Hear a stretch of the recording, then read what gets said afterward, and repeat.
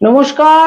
আমাদের আজকের আলোচ্য বিষয় আগামী 2025 18th অক্টোবর সন্ধ্যে 7:48 বৃহস্পতি কর্কট রাশিতে গোচর করছে, অতিচার গতিতে গোচর করছে পুনর্বসু নক্ষত্রকে অবলম্বন করে, এবং এই গোচর বা এই ট্রানজিট মকর রাশি মকর লগ্নের জাতক জাতিকাকে কিভাবে প্রভাবিত করবে।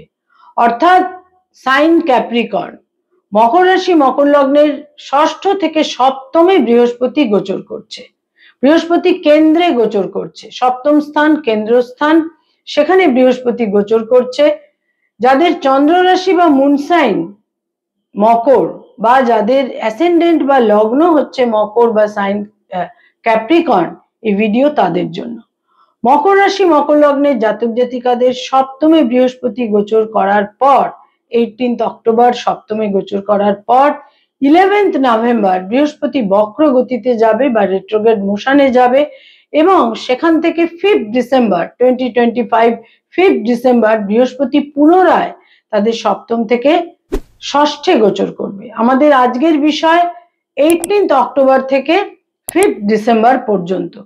বৃহস্পতি সপ্তমে গোচর করার ফলে তাদের একাদশে বৃহস্পতির দৃষ্টি থাকবে, রাশি লগ্নের ওপরেই বৃহস্পতির দৃষ্টি থাকবে, এবং তৃতীয় ঘরে থার্ড হাউসে বৃহস্পতির দৃষ্টি থাকবে, যেখানে মকর রাশি মকর লগ্নের অধিপতি শনি অবস্থান করে থাকছে এবং শনি বক্র গতিতে থাকছে।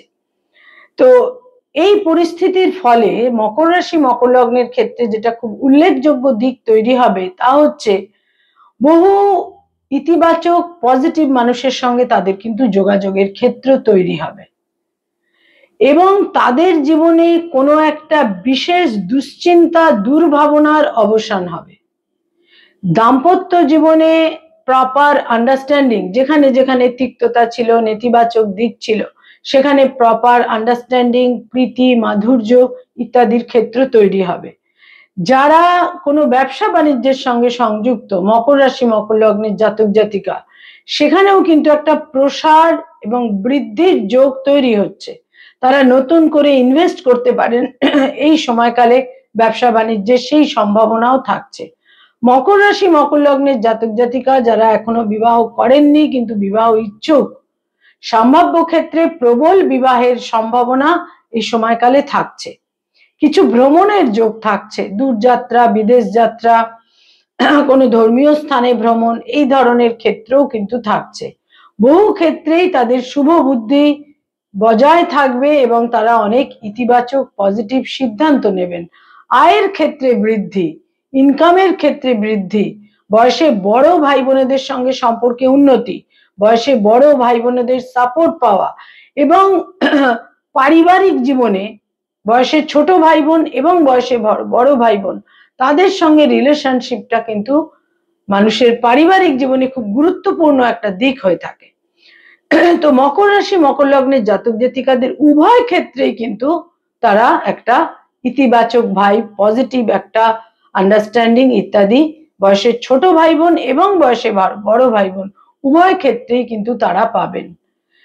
কিছু কিছু ক্ষেত্রে সাফল্য, অ্যাচিভমেন্ট, যারা কোনো বিশিষ্ট পদে রয়েছেন সেখানে তারা অ্যাপ্রিসিয়েটেড হবেন, সেখানে অ্যাচিভমেন্ট, সাফল্য ইত্যাদি তাদের জন্য তৈরি হচ্ছে। কোনো বিশেষ বন্ধু বান্ধবের একটা সাপোর্ট, সহযোগিতা এই সময়কালে তারা পাবেন। বহু ক্ষেত্রে যারা মামলা মোকদ্দমা লিটিগেশনের মধ্যে রয়েছেন সেখানেও একটা সাফল্যের যোগ এই সময়কালে বিশেষভাবে থাকছে। তাদের হয়তো মামলা মোকদ্দমার রায় বা লিটিগেশনে যে রায় এলো সেটা আপনাদের সপক্ষেই এলো, এই সম্ভাবনাও বিশেষভাবে থাকছে। অনেক নলেজেবল এবং ইতিবাচক মানুষের সঙ্গে কমিউনিকেশন তৈরি হবে, তাদের সাপোর্ট সহযোগিতা পাবেন, তাদের সাজেশন পাবেন এবং পরামর্শ পাবেন এই সময়কালে। মকর রাশি মকর লগ্নের জাতক জাতিকারা সার্বিকভাবে শুভ ফল পাবেন, কিন্তু হেলথের ক্ষেত্রে বিশেষ জটিলতা, তার মধ্যে আপার অ্যাবডোমেন জনিত সমস্যা, প্যানক্রিয়াস, লিভারের জটিলতা, এবং কিছু কিছু ক্ষেত্রে তাদের কিন্তু একটা ওভারওয়েট হয়ে যাওয়া, ওবেসিটি, মেদ বৃদ্ধি, মেদ বাহুল্য, এই ধরনের একটা সমস্যা, অসুবিধে তাদের হেলথের ক্ষেত্রে বিশেষ একটা ক্রাইসিস কিন্তু তৈরি করে দিতে পারে। অত্যন্ত সতর্কতা এই সময়কালে প্রয়োজন। নমস্কার।